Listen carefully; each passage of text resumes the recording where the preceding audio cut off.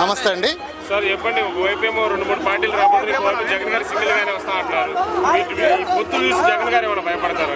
ఏమండి, పొత్తు చూసి భయపడటానికి అది పిరికి గుండె కాదు, అది ధైర్యం అనే గుండె. వీళ్ళు సోనియా గాంధీ గారే కేసులు పెట్టి చంద్రబాబు నాయుడు, సోనియా గాంధీ గారు, తెలంగాణ వాళ్ళు, కొంతమంది గిట్టని వాళ్ళు అందరు కలిసి కూడా ఆ రోజు జగన్ గారిని ఎదుర్కోవడానికి అందరు కలిసి వచ్చినా కూడా ఒక్కడ గుండె ధైర్యం చెదరలేదు. ఆ రోజు ఆయనకి ఎమ్మెల్యే బలం లేదు, పార్టీ అండలేదు, ఎవరండలేదు. ఓన్లీ రాజశేఖర్ గారి ఆశీస్సులతో ఉన్న జనం బలం. ఆ రోజు నేను నమ్మకం చేకూర్చుకోగలనన్న బలంతో ఆ రోజు జగన్మోహన్ రెడ్డి గారు నిలబడ్డారు. ఒక్కడగా వచ్చారు. ఈ 175 స్థానాల్లో కూడా ఈసారి గెలుచుకోబోతున్నారు. ఈ 175 స్థానాల్లో కూడా ఎటువంటి రిమార్క్ ఉండదు. 100%గా మళ్ళీ జగన్ గారు ముఖ్యమంత్రి కావటం ఖాయం. చంద్రబాబు గారు అరెస్టులో గ్రామ స్థాయితో సానుభూతి వచ్చింది అంటున్నారు, ఎంతవరకు నిజం? ఆ సానుభూతి అనేది ఎంతవరకు వచ్చిందంటే 2019లో కూడా సానుభూతి ఉంది. ఈయన మంచి చేస్తాడు, మన రాష్ట్రానికి ఒక మామూలుగా బాగా ఇదున్న మనిషి కావాలి, మనకి బాగా పరిపాలన చేస్తాడు అని చెప్పి 2014 నుంచి 19 దాకా కూడా జగన్ గారిని ఆపి ఇచ్చారు. అనుభవం ఉన్న మనిషి కావాలని చంద్రబాబు గెలిపించారు. కానీ తర్వాత ఏం చేశాడు అనేది అమరావతి అన్నాడు. అమరావతిలో ఒక్క శిలాపలకాలు తప్ప ఏమైనా ఒక బిల్డింగ్ కట్టలేదు. అన్ని తాత్కాలికనే చేశాడు తప్ప ఏది శాశ్వతమైన పని చేయలేదు.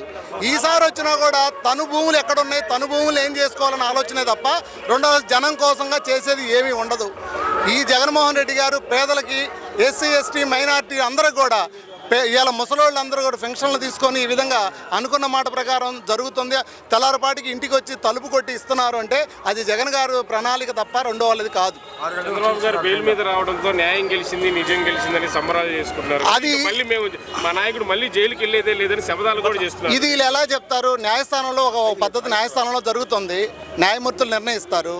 దానికి మనం సంబరాలు చేసుకోవడానికి ఏముందని? ఏం లేదు. దానికంటే సంబరాలు చేసుకుంటే ఉపయోగం ఏముంది? ఆయన ప్రూవ్ అయ్యి రావాలి కదా, బయటికి రాకుండా ఎలా సంబరాలు చేసుకుంటారు? ఇదే అదునుగా చూసుకోవాలి అంటే జగన్ ఈ యుద్ధం మొదలవబోతుంది, దమ్ముంటే యుద్ధాన్ని అడ్డుకు అనేసి నారా లోకేష్ గారు ఓపెన్ గా ఛాలెంజ్లు కూడా చేయడం. అసలు ఆయన యుద్ధానికి పనికొచ్చే మనిషే కాదు. ఆయన ఏ యుద్ధం చేస్తాడండి? యుద్ధం చేయాలంటే పనికి రావాలి ఫస్ట్.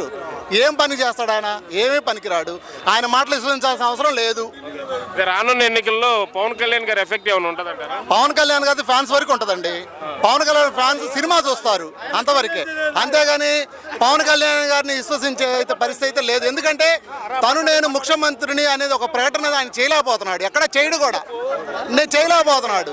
ఎక్కడ కూడా నేను నెల్లి ముఖ్యమంత్రిని పథకాలు చేస్తాను, నాకంటూ ఒక ప్రణాళిక ఉందనే ఉన్న పవన్ కళ్యాణ్ గారు ముందుకు వస్తే యువత నమ్మే పరిస్థితి ఉంటుంది. ఎక్కడ ఆయన ప్రణాళిక ఉంది?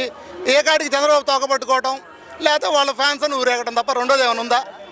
అది లేదు కాబట్టి ఆయనకి ఛాన్స్ ఉండదండి. దరిదాపుగా 100% 1000% జగన్ గారు ముఖ్యమంత్రి అవ్వడం ఖాయం. మళ్ళీ జగన్ గారు ముఖ్యమంత్రి అవుతారు, జగన్ గారి పరిపాలన వస్తుంది. ఇక్కడ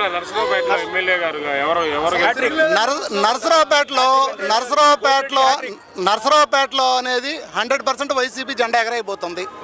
అది